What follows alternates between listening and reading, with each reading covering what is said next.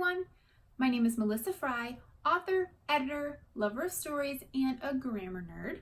So today I thought I'd talk about something kind of odd, and I'm not even sure what I'm going to title it, but I wanted to talk about your manuscript itself. Like before you even get into the publishing process, before you even start the marketing even, although you probably should be marketing all the time, but before any of that, how do you set up your manuscript so that it's in the best position for you, it's the easiest to use, and you don't lose any of it? I know, nobody wants to think about that. So I'm going to give you a few tips on how you can make that happen. You know, never lose it. Okay, so let's get going. So I guess I'm going to call this manuscript tips.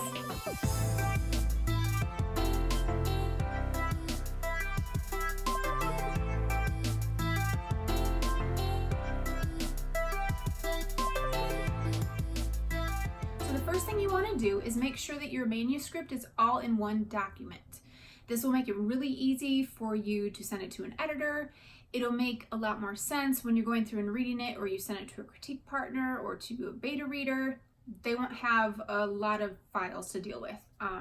So it'll be the easiest for you. Now, when I wrote my first book, I actually did, when I did the initial draft, I wrote each chapter separately. That was just the way that made most sense in my head. And I was able to easily track word count and make sure the chapter lengths were about the same. But then when I did my second draft, and I'll get to this part a little bit later too, but when I did my second draft, I made sure that I went through and combined all of that into one document. Makes it easier, you know what your final manuscript word count is, all of that. So definitely put it into one manuscript. The second thing, and this is probably a key thing, is you want to store your manuscript in the cloud. Okay, so if you're not familiar with cloud computing, let me introduce you because it's amazing. Basically, they store your file in the cloud, and I am not a technical person, so I'm not going to explain it any more than that. But basically, you have access to that, and they store it away from your computer so that your computer is not the only thing holding your file. You've probably heard of authors that lose their manuscript completely because their computer dies or the file gets corrupted. But fortunately, when you use a service, a cloud service, and save your file there, they have redundancies built in. They a lot of times will save older versions of a file. So if something did happen to the file, like it did get corrupted, you could go back to an older version and you won't lose your entire thing. You might lose just a little bit. But me personally, my experience, fortunately, fingers crossed, I have not had that issue. I love cloud computing. There are a few different services that offer. There's OneDrive, I think Box, if that's still around, Dropbox. And there's probably other ones. There's a Apple iCloud as well. So there's a lot of services where you can store your manuscript so that it doesn't get lost. I would highly recommend those. There's not really any risk to it. And if you don't do it, it can be really bad. So definitely move your manuscript to a cloud drive, access it there. It's really easy to use, and it'll be so much less stress for you.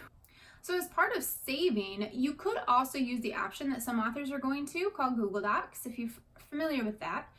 Google has a suite of free products that are all online based. So you can basically go to a web browser, you can access your manuscript at any time. You could share it with other people if you have a critique partner or a beta reader. You have to make sure that the permissions are good so they don't get rid of your document, of course, and delete it. But that's another option for you. It doesn't have a lot of bells and whistles, but it has enough. So it's really just your preference. I personally like my word processor on my MacBook. I actually use Pages, which is my favorite program. There's also Microsoft Word, of course, and some authors like to use Scrivener. But whatever program you use, make sure that it's backed up in the cloud. And the benefit of Google Docs is that it's actually done in the cloud automatically. You don't even have to remember to save it. However, if you don't go with Google Docs, you will have to remember to save it.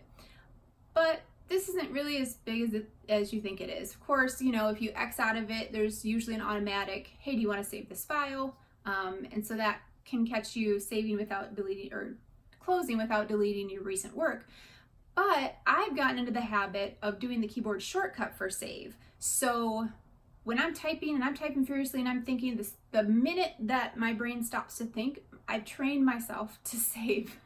So I think on Microsoft Word or a PC, it's Control S, and on a Mac, it's Command S. So I've trained myself to do this like constantly. So even so that when I'm typing maybe a blog post or something, I do that and then my computer will scream at me. But anyway, that's kind of how I've worked that into my process. So when I'm stopping typing to think, I automatically do that keyboard shortcut. So highly recommend it. Learn the keyboard shortcut. It'll save you tons and tons of time. You won't have to move your mouse. You'll just automatically save it as you go. No worries. The last thing I want to talk about is how you should save everything. And I mean everything.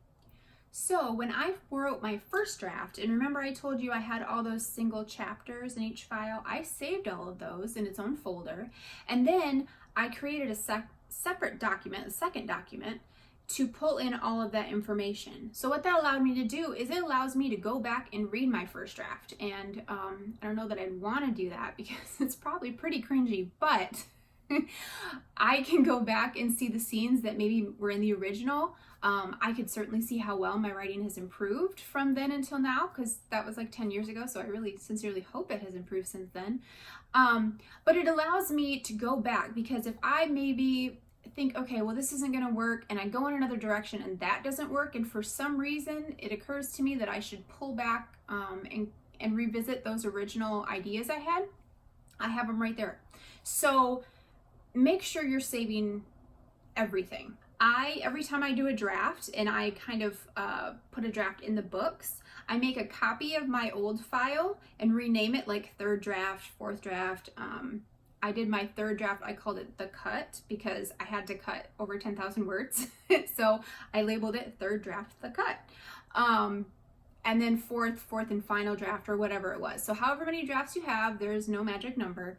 However many drafts you have, make sure you got a file for each of those. And then you can easily organize it into different folders for each novel, for each draft, however you want to do it.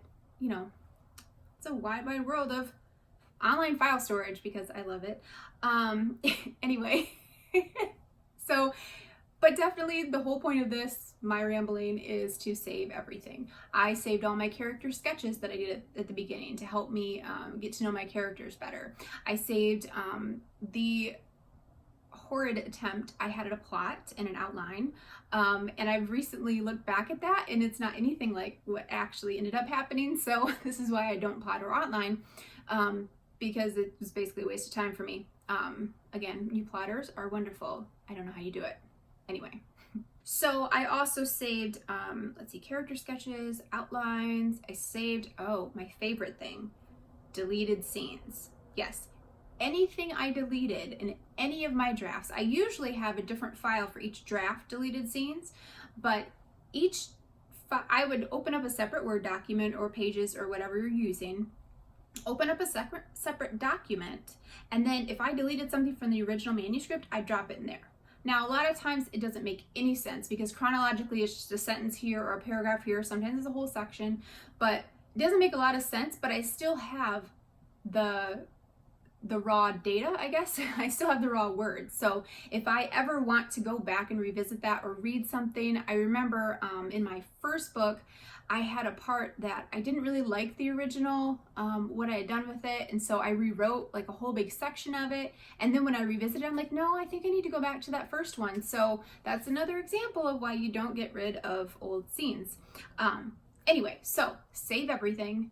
That's the point. Learn how to automatically save with your keyboard shortcut. This will save you a lot of time, a lot of stress, a lot of effort. So I hope these tips have been helpful. If you like the content on this channel, I would appreciate it if you give me a thumbs up and subscribe. I actually hit 50 subscribers this week. Yay! I'm so excited. So thank you so much for subscribing. And tell your friends if you found this video helpful, share it away. I would appreciate that.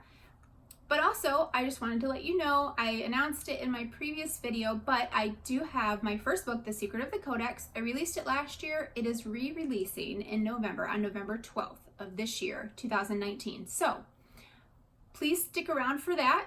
there will be more information coming very soon, and hopefully you guys can check out my previous video to see what the new cover looks like. I'm super excited about it. There's new content. Awesome. Leave a comment below. I want to know if this was helpful at all. Okay, I guess that's it. I will talk to you all later. My name is Melissa Fry, author, editor, lover of stories, and yeah, a grammar nerd. Bye!